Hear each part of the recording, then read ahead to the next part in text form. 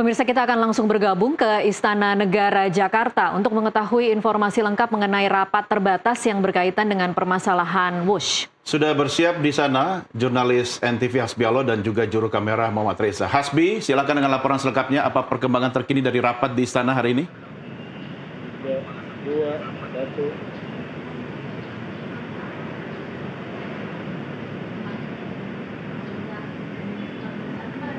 Ya, baik Doni dan juga Tasya, memang benar dari tadi siang hari ada beberapa menteri dan kemudian juga yang terakhir update-nya adalah Agus Harimurti Yudhoyono yang mana kali ini datang sebagai Menko Infrastruktur dan juga Pembangunan Wilayah. Lalu kemudian tadi disusul oleh Ignatius Jonan, mantan Dirut PT KAI 2009, 2014, 2014, lalu kemudian juga menjabat sebagai Menteri Perhubungan di tahun 2015 dan juga 2016. Dan ini tentu membahas mengenai topik yang mana memang polemik dari KCIJ yang terus dibahas di permukaan publik. Dan kemudian juga beberapa hal ini menuai kritik, baik itu dari pengamat maupun juga dari mantan menteri seperti Mahfud MD yang juga berkomentar mengenai Wush ataupun juga kereta cepat yang menimbulkan polemik begitu. Dan tadi yang keluar terlebih dahulu diantaranya juga ada Dirut PT KAI yang mana menyatakan bahwa sudah ada komunikasi antara Danantara, kemudian juga pemerintah Cina dan Indonesia yang saat ini sedang bernegosiasi, dan PT KAI menjawab belum secara spesifik begitu, akan tetapi penyelesaian tersebut nantinya akan diselesaikan oleh Danantara dan juga pemerintah antara pemerintah Indonesia dan juga pemerintah Cina. Lalu kemudian dalam hal lain juga PT KAI menyatakan ada beberapa perintah presiden yang disampaikan atas permintaan presiden langsung ke PT KAI.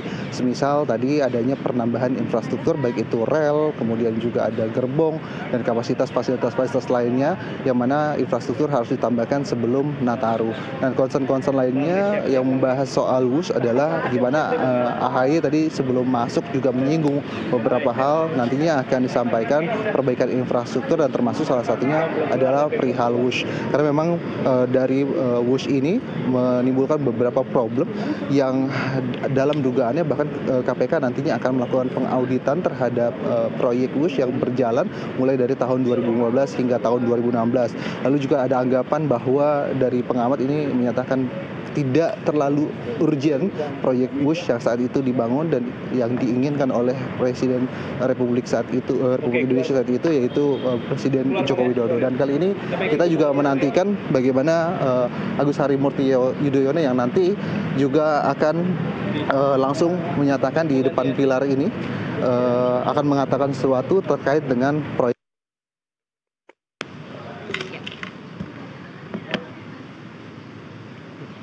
Ya. Maaf Bapak izin.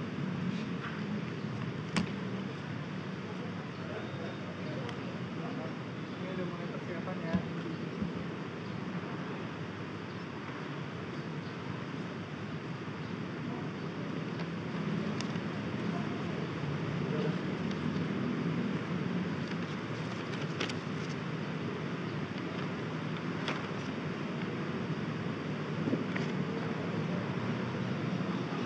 Terima kasih teman-teman media, wartawan yang saya banggakan. Sore hari ini saya menghadap Bapak Presiden Prabowo Subianto di Istana Merdeka untuk menyampaikan sejumlah update atau laporan, sekaligus juga mendapatkan arahan-arahan atau direktif yang menjadi rujukan dalam kami melanjutkan berbagai perencanaan ataupun langkah-langkah di lapangan. Tema hari ini khusus berbicara tentang bagaimana memperkuat konektivitas secara nasional. Kita tahu Indonesia adalah negara yang memiliki kondisi geografi yang khas karena terdiri dari banyak kepulauan, ada beberapa wilayah yang juga masih tertinggal. Oleh karena itu konektivitas atau infrastruktur pendukung transportasi darat, laut, udara termasuk kereta api ini penting untuk kita kawal bersama-sama. Karena bukan hanya untuk melayani mobilitas masyarakat, tapi juga untuk meningkatkan ekonomi di berbagai daerah, menciptakan sentra-sentra pertumbuhan baru, termasuk juga menghubungkan antara kawasan industri strategis dan kawasan ekonomi khusus. Kami juga menyampaikan kepada beliau bahwa sampai dengan hari ini kita masih terus perlu mendorong agar sektor transportasi ini terus diperkuat.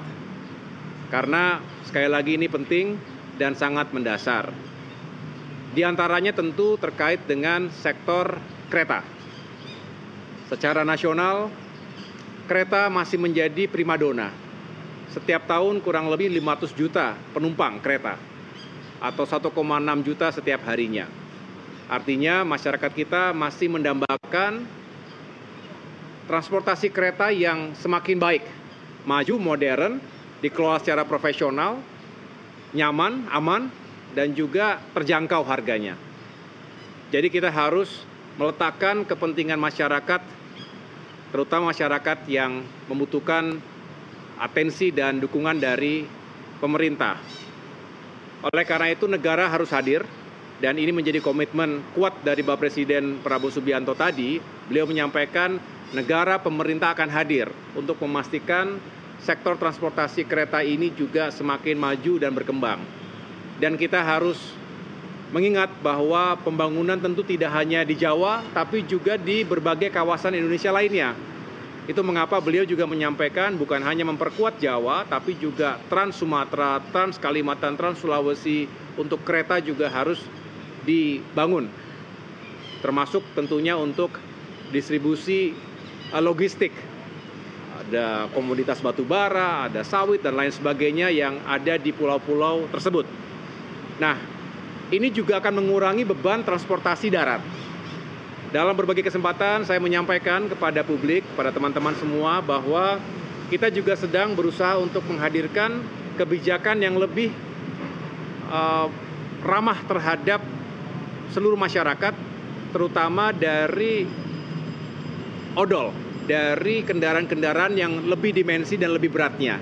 Ini seringkali menghadirkan kecelakaan dan juga kerusakan jalan-jalan yang dilewati. Nah, dengan transportasi logistik pada saatnya nanti lebih mengedepankan kereta dari satu titik ke titik yang lain, ini juga diharapkan bisa menjadi solusi dan sekaligus mengurangi beban jalan raya. Nah, terkait dengan kereta, kami juga tentunya membahas bagaimana kereta cepat yang selama ini juga atau beberapa waktu terakhir ini menjadi hangat diperbincangkan. Kita pastikan, tadi Bapak Presiden menyampaikan bahwa terkait dengan kereta cepat Jakarta-Bandung, tentu negara, pemerintah akan hadir. Dan kita melibatkan semua pihak. Tadi siang bertempat di Kementerian Koordinator Bidang Infrastruktur dan Pembangunan Kewilayahan, kami menggelar rapat koordinasi. Tadi saya mengundang Menteri Investasi yang juga adalah CEO Danantara, Bapak Rosan Roslani, dan jajarannya, kemudian Menteri Perhubungan Bapak Dudi Purwagandi dan jajarannya, termasuk para pejabat di Kementerian Koordinator Perekonomian dan juga Kementerian Keuangan. Kami sepakat untuk menghadirkan solusi yang terbaik, yang paling visible, yang paling baik untuk semua. Semua ingin mengambil peran, mengambil bagian dari tanggung jawab untuk melakukan restrukturisasi keuangan kereta cepat Jakarta-Bandung. Dan pada akhirnya kalau itu sudah selesai, kalau itu sudah bisa kita carikan solusi yang terbaik, barulah kita secara bersamaan juga mengembangkan kereta cepat untuk jalur-jalur berikutnya. Termasuk beberapa saat yang lalu, Pak Presiden menyampaikan kenapa tidak Jakarta-Surabaya, bahkan sampai dengan Banyuwangi. Harapannya akan membuka atau memberikan jalan bagi pemerataan pembangunan. Ini berbicara keadilan. Saya ulangi, berbicara keadilan dan pemerataan antar wilayah. Tidak boleh ada yang tertinggal dan tidak boleh ada yang kemudian tidak terjangkau. Yang demikian kami tentunya optimis atas arahan Bapak Presiden Prabowo Subianto, segala permasalahan atau isu yang sedang berkembang ini bisa dituntaskan tentunya bersama-sama dengan pihak Tiongkok. dan juga pada saatnya kita bisa mengembangkan lebih lanjut untuk kereta cepat, termasuk melakukan reaktivasi rel-rel kereta yang sudah tidak lagi aktif, dan ini sangat mendasar sekali lagi untuk pertumbuhan ekonomi dan kesejahteraan masyarakat kita. Demikian penjelasan dari saya. Terima kasih. Pembahasannya tadi seperti apa sih Mas? Mungkin sama Kemenq, sama ini ada pembicaraan soal APBN masuk ke restrukturisasi itu nggak sih? Tadi di ruangan saya sendiri bersama tambahannya tentunya ada Bapak Mensesnek dan Bapak Seskap. Secara umum yang kami bahas tadi di Rakor yang kami selenggarakan di Kemenko Infrastruktur juga inline, sejalan dengan apa yang menjadi arahan Bapak Presiden. Tentu nanti pada saatnya akan lebih dijelaskan.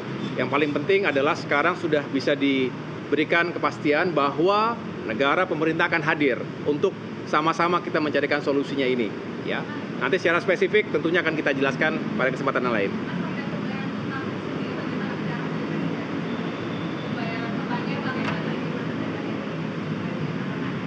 Ya, itulah nanti saya sampaikan bahwa pemerintah APBN juga pasti akan menjadi bagian.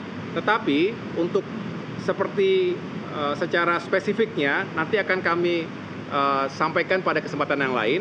Yang jelas kita tadi berbicara infrastruktur seperti halnya di banyak negara, infrastruktur transportasi termasuk kereta itu juga tentunya negara hadir di situ. Gini. Kenapa? Saya akan terus berkoordinasi dengan Danantara dan nanti secara teknis dan pelaksanaannya akan kita tentukan berikutnya. Tetapi saya secara khusus juga terus berkomunikasi dengan pihak Tiongkok juga.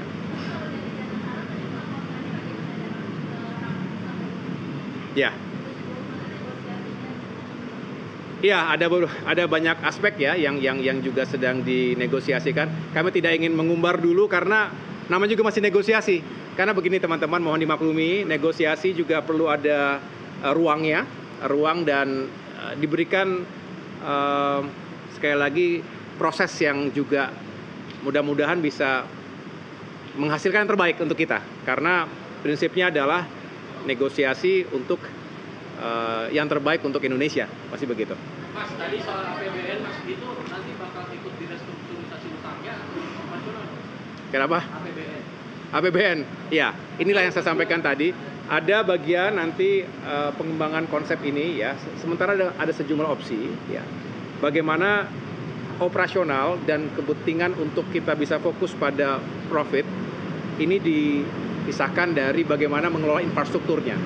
Nah, harapannya sama-sama bisa berjalan dengan baik, begitu. Dan ada bisa dikatakan sharing responsibility atau burden sharing.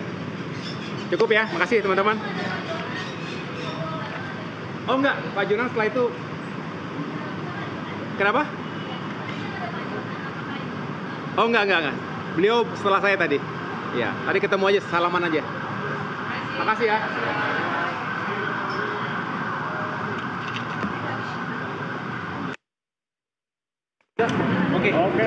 Ya, itu dia tadi pernyataan dari Menteri Koordinator Bidang Infrastruktur dan juga Pembangunan Wilayah Agus Harimurti Yudhoyono yang menyampaikan beberapa hal. Tentu ada komunikasi terlebih dahulu tadi sebelum ke Istana, AHY bertemu dengan Kementerian Keuangan, lalu kemudian juga